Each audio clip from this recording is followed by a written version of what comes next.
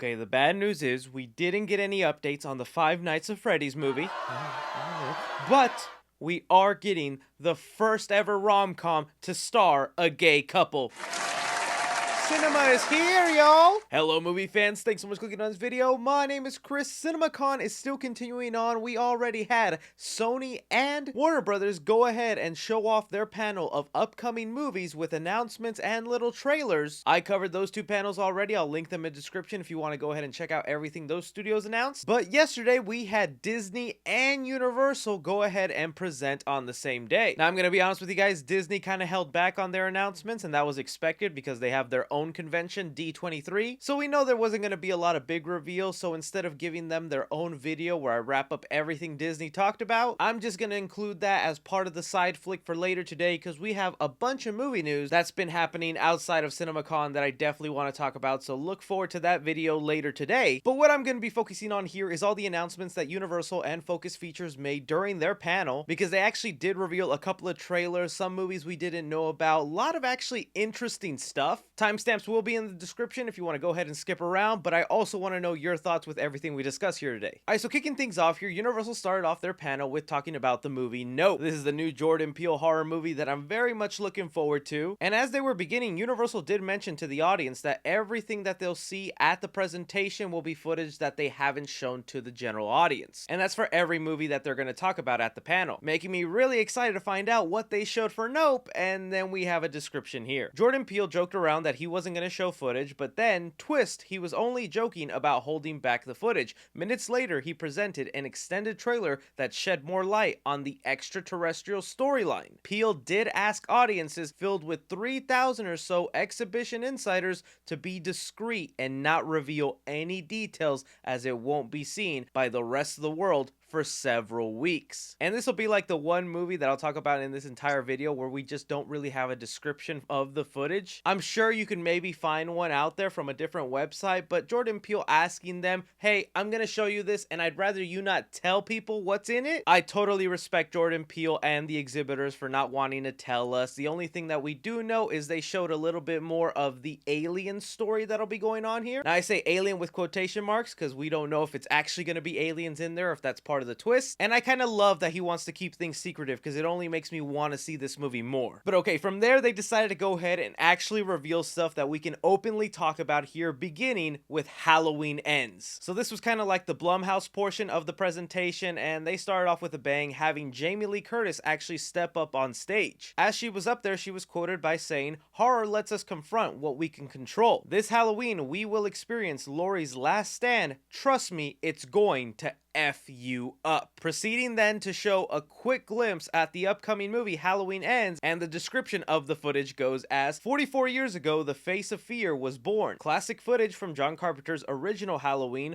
A murder montage shows the victims of Michael Myers on Halloween night set from 1978 and 2018. We get a quote from the trailer, "Every scream, every scare, every slash has led to this." In the footage, Laurie breathes heavily as she hides in a dark closet. Michael Myers stalks a kitchen with a knife. Laurie lunges at Michael and slashes at him. It's a brutal fight. Michael grabs Laurie's hair and slams her face into a glass cabinet. Laurie grips her knife and stabs it into Michael's hand. The trailer ends with Michael on a table. Laurie stands over her prey with a butcher knife. And let me tell you, I know that isn't much right there, but after these past couple of movies, I have been dying to see more Laurie Strode versus Michael Myers. Because to this day, my favorite Laurie versus Michael fight happened in Halloween H2O, and that timeline isn't even currently canon with these films. So to know we're finally going to kind of get that battle going down here has me really excited. The only other thing to note from is, since they showed this footage, a lot of fans are wondering, what does Michael Myers' mask look like in this movie? Because don't forget, this movie is taking a 4-year time jump after the end of Halloween Kills. So that means when we're seeing Halloween Ends, Michael Myers is 4 years older. Does he still have the same mask? Has he been out and hiding this whole time time and randomly comes back 4 years later? Did he get captured at the end of Halloween Kills and maybe he gets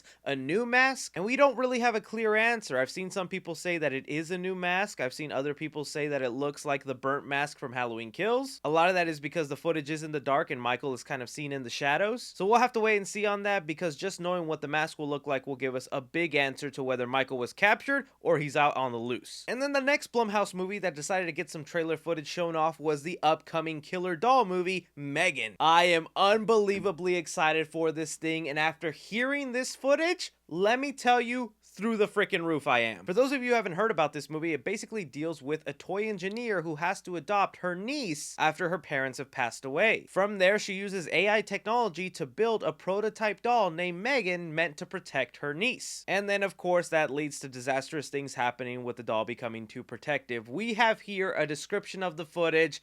I am so happy with this. They have it here. The doll is unsettling, looking a bit like an Olsen twin with a deranged twist. The young Katie and the doll seem to be getting along in a montage of footage, building emotional connections with one another. Things get a little interesting though when a bully in the woods attacks Katie doing her job. Megan gets down on all fours and chases the kid out in the street, where it appears as though he gets hit by a car. "I won't let anything harm you," the robot tells Katie. Naturally, Williams wants to shut Megan down, but that probably isn't going to work out. Megan is seen dancing and flipping through an office hallway, resisting the notion of a shutdown. She grabs a nail gun and she promptly shoots through someone's hand. "Don't worry, Katie, I won't let anything harm you ever again," Megan says anonymously to cap off the footage.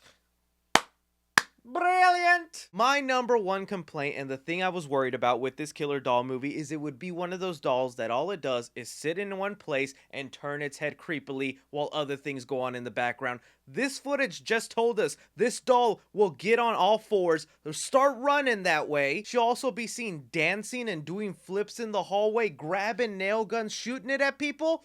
This is what I've been begging for. Like, yeah, I love me my classic Chucky, and even the Child's Play reboot, which, yeah, this does sound pretty similar to that. But it's always kind of cool to see a new doll come to life with a different personality, and from what I'm hearing, this is going to be a guilty pleasure, man. The movie could be utter crap, but to see a doll do gruesome things to other people and taking them down, oh, I'll watch that any day. Only thing left I'm wondering is how much use of CGI are they using, how much practical effects, because very quickly with the doll saying that it's dancing and doing backflips and running, I can bet you they're probably using CGI, and if it looks terrible, that's gonna take away from my fun of this movie. But okay, the next thing that they showed off here at CinemaCon was Idris Elba's new thriller movie called Beast. We've seen the poster floating around CinemaCon. If you haven't heard about this movie, basically it deals with Idris Elba and his two daughters after they have lost their mother. They head off to Africa for this retreat to then be hunted down by a lion. Look, I'll be honest with you guys, Idris Elba fighting a lion, I like that premise, and although this description makes it sound very action-packed, other reactions I have seen from people who have been at the con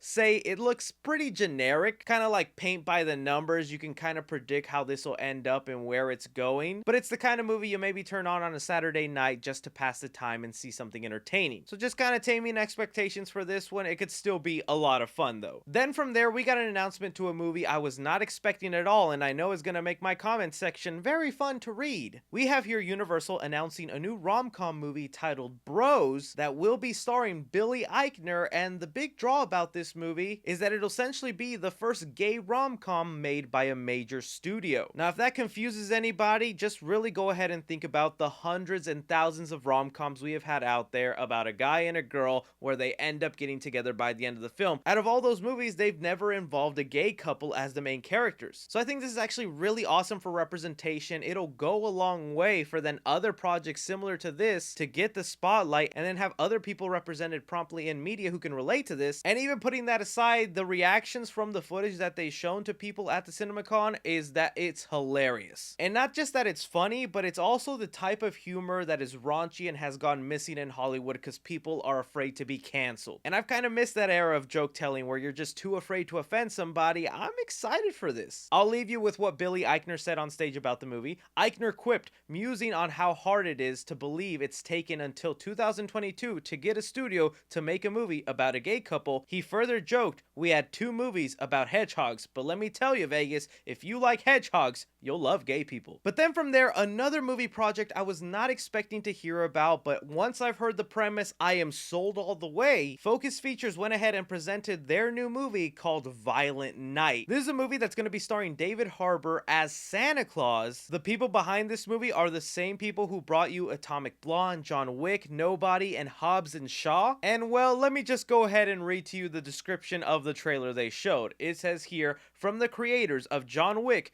David Harbour is a kick-ass Santa Claus who wrecks the halls when armored gunmen take over a family's holiday and holds them hostage. The trailer is gory, violent, and very R. It's basically Die Hard with David Harbour, Santa Claus, as John McClane. I'm jolly old Saint Nick, a bloody Santa says. He kills one henchman with an electric tree star and fries him. So what we're getting here is a movie with Santa Claus who's gonna go ahead and kill a bunch of mercenaries because they were taking a family hostage, and David Harbour's the star, made by the people who brought us John Wick.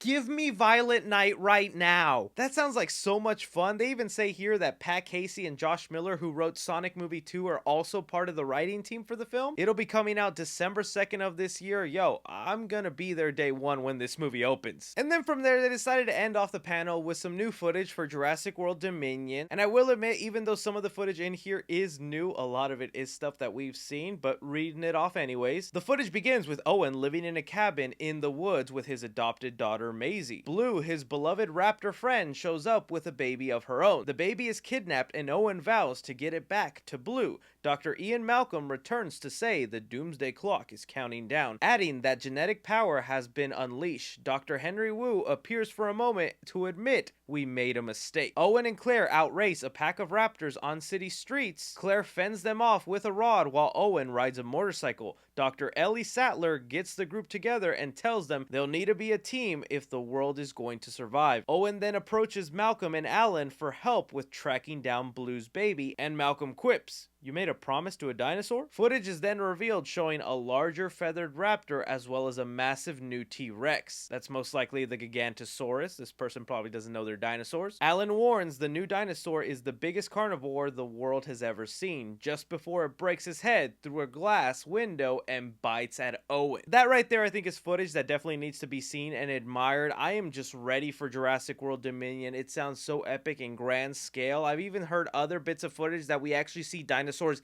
eating people, and though we did get to see that in the first Jurassic World, I feel like we haven't seen enough of dinosaurs just actually chewing on people. So it's kind of cool that we're gonna get that, and I'm looking forward to Jurassic World Dominion. But that is everything that was revealed during the Universal and Focus Features CinemaCon panel, guys. There were a bunch of smaller movies, but I just really want to stick to the stuff that excited me and that would excite you guys. Be sure to stay tuned on the channel for all the other movie news that's been going on. We have a lot of Fast and Furious drama, Walt Disney and their announcements that they made at CinemaCon, along with a bunch of other cool and creepy news. We have fun around here, so make sure you're subscribed. But as always, my name is Chris. Take care.